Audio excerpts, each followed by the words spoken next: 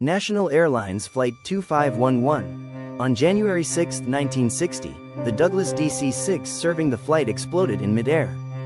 National Airlines Flight 2511 was a United States domestic passenger flight from New York City to Miami, Florida. On January 6, 1960, the Douglas DC-6 serving the flight exploded in midair. The National Airlines aircraft was carrying 5 crew members and 29 passengers, all of whom perished.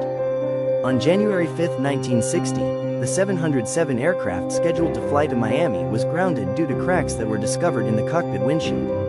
The windshield replacement procedure would take 8 hours to perform, so National Airlines transferred the passengers of Flight 601 to 2 propliner aircraft it had in reserve. Passengers were boarded on these 2 replacement planes on a first-come, first-served basis. 76 passengers boarded. This aircraft flew to Miami and arrived safely.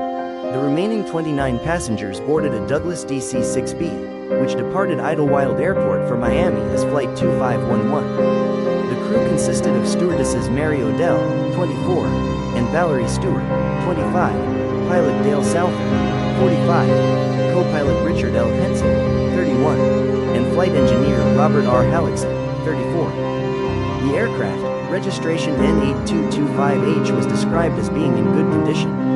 The crew maintained radio contact with National Airlines radio controllers and air traffic control, reporting clouds and instrument flying conditions. The crew checked in with Wilmington Airport at 2:07 a.m. and later reported flying over the Carolina Beach radio beacon at 2:31 a.m. This was the last radio contact with the airplane. After losing contact with the DC-6 aircraft, National Airlines, the United States Coast Guard, and the United States Navy began an intensive search along the southeastern coast of the United States.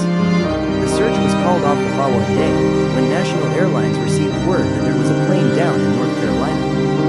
At about 2:45 a.m., a farmer, Richard Randolph, heard the sound of an engine cutting in and out, followed by tearing metal in an explosion. Later that morning, after his teenage son MacArthur Randolph found airplane wreckage in one of his father's fields, Richard Randolph drove to Bolivia, North Carolina, which had the nearest phone to contact Wilmington Airport to report the downed plane. When highway patrol officers responded, he led them to the crash site.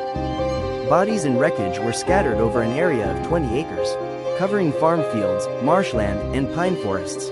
Initial reports speculated that the aircraft had disintegrated in mid-flight. The only body not found at the main crash site was that of Julian Frank, a New York City lawyer. His body was recovered from Snow's Marsh, located on the west side of the Cape Fear River. Frank's body had sustained significant injuries, including the amputation of both legs, and debris was embedded in his body. Frank's injuries were significantly different from and much more extensive than the other passengers. Furthermore, Frank's injuries were inconsistent with the type of injury usually incurred in an aircraft accident. At the time of the crash, Frank had been accused of running a charity scam and was under investigation by the Manhattan District Attorney's Office. It was alleged that he had misappropriated up to $1 million in a series of scams. Julian Frank, who was known to be desperately afraid of flying, may have panicked and hit the window, weakening it in such a manner it subsequently blew out. Under this theory, the pilots and passengers would have been aware of an emergency aboard, which would have allowed them to begin making preparations for an emergency landing.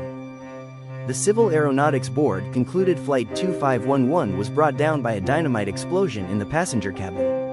The explosive charge was located beneath the extreme right seat of seat row number 7. The report also pointed out that Julian Frank was close to the explosion, though it assigned no blame to him. The FBI assumed control of the criminal investigation on January 20, 1960. The case remains open and unsolved.